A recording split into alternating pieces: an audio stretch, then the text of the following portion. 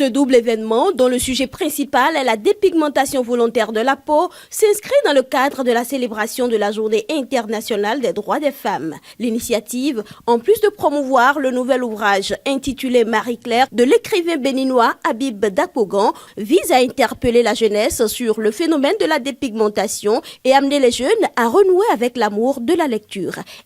Nous parlons vraiment ici de la dépigmentation volontaire sans s'attaquer aux personnes qui s'y adonnent, mais vraiment pour les amener à voir que nous n'avons pas besoin de changer notre apparence pour plaire à la société. Nous avons juste à retourner à qui nous sommes, rester focalisés sur nous, nous aimer, nous valoriser. Et en chacun de nous, il y a un potentiel qu'il faut travailler à révéler, hormis l'apparence physique. Voilà.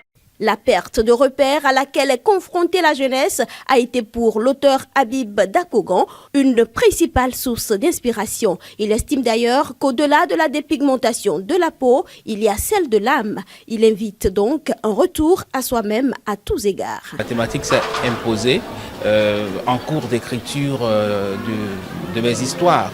En écrivant mes histoires qui tournent autour, comme je l'ai dit, de l'Africain brisé, sans repère, avec beaucoup d'identité.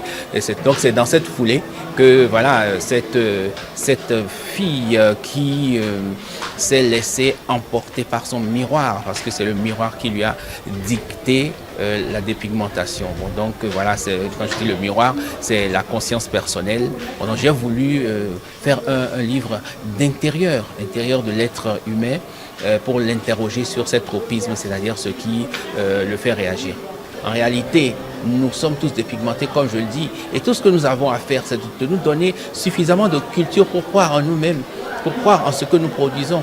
Déjà, même dans la littérature, qu'on donne la valeur à nos écrivains, à nos auteurs, et qu'on ne se dise pas que la vraie littérature, ça vient d'ailleurs. Donc, la thématique de Marie-Claire, d'ailleurs, c'est une symbolique du retour, une symbolique du retour à soi-même, une symbolique de la cassure de ce miroir qui nous ment en réalité.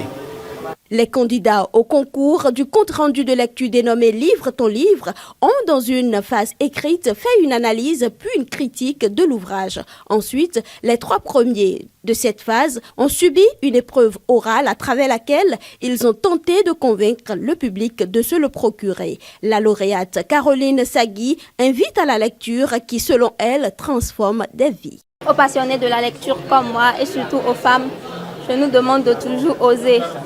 Parce que le livre transforme des vies et moi j'en suis la preuve vivante.